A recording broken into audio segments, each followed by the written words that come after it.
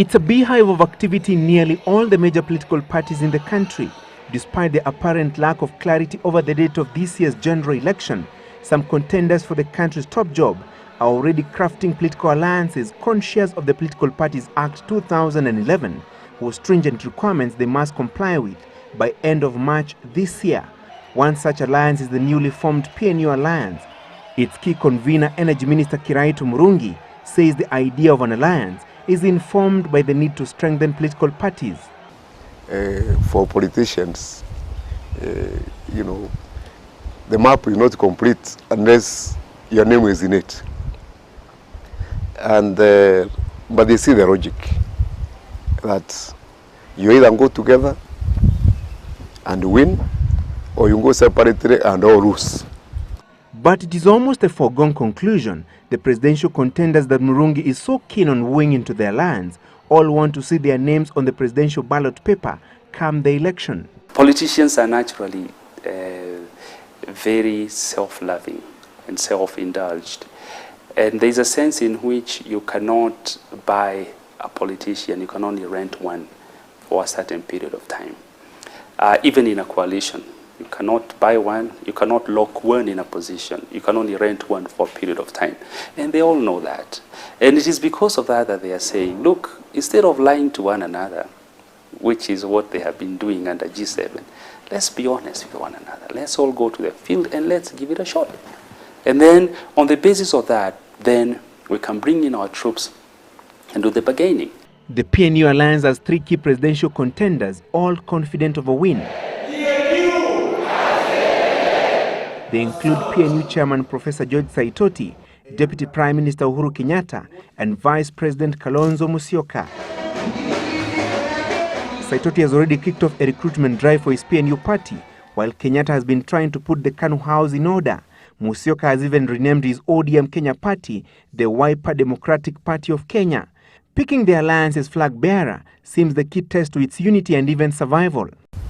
There is also fear of political oblivion, and we are also addressing that. We are saying now there are very many positions under the new constitution. If you don't become number one, there is number two. You can be leader of majority in the parliament, you can be leader of majority in the Senate, you can also look for speaker in either of the houses. So the bus is big enough, there's a lot of seats to accommodate everybody. And according to political observers, a fallout within the PNU alliance is inevitable, particularly if any of the presidential contenders feels disadvantaged by the idea of a joint nomination process for the alliance's flag bearer. I see that if there is going to be someone who will run away from the so-called PNU alliance, I see Kalonzo being the first person to do so. Kalonzo is one of the only politicians to go public and say he's not running for an MP, and I think he's prepared for the consequences of not being an MP and trying presidency and losing. And that temptation of a runoff is actually what is going to drive him to remain in the ballot. Musyoka and Kenyatta have been working closely with Eldoret North MP William Ruto under the G7 political alliance. Ruto, who has declared his interest in the presidency and plans to vie on a UDM ticket, has been battling internal dissent from a section of the party's National Executive Council led by Secretary General Martin Ole Kamwaro. Ruto's allies have intimated that if wrangles persist in UDM, he will quit the party with his supporters to keep his presidential bid on course. In case of such an eventuality, it is not yet clear what would be Ruto's choice of party if UDM proves untenable. Ruto wants to run under UDM because he knows if he runs under UDM, he'll take the entire of the Rift Valley and have the members of parliament. Once the members of parliament are in the bank, even if he is not president, he can go to the guy who will be running and say, hey, I have this number of members of parliament and I have this kind of block of voters, let's talk. And then on the basis of that, he can negotiate. The International Criminal Court could also prove critical in the unity and survival of the PNU alliance and other alliances that will involve two presidential contenders, Kenyatta and Ruto.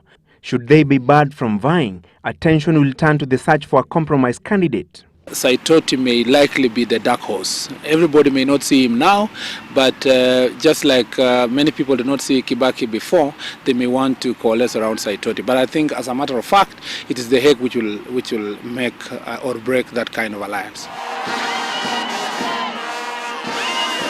And as other political players craft alliances, it is almost a foregone conclusion that Prime Minister Raila Odinga will be ODM's flag bearer in the race to State House. Opinion pollsters have rated him the man to beat in this year's presidential contest. Sasa yule mtu ambaye hana nguvu, watu wanaungana pamoja. Mnyonge vile vile watu wanaungana pamoja. Si wanaogopa ODM. Wanasema sisi hatuwezi peke yetu. Tukae Ford Kenya, New Ford Kenya, KANU, sijui Hyper, sijui. The ongoing political activities is, according to political observers, an indicator of how competitive this year's race to State House could be. A lot of political twists and turns can be expected before Kenyans pick the man or woman who will replace President Kibaki at State House. Francis Gachuri for the Countdown 2012 series.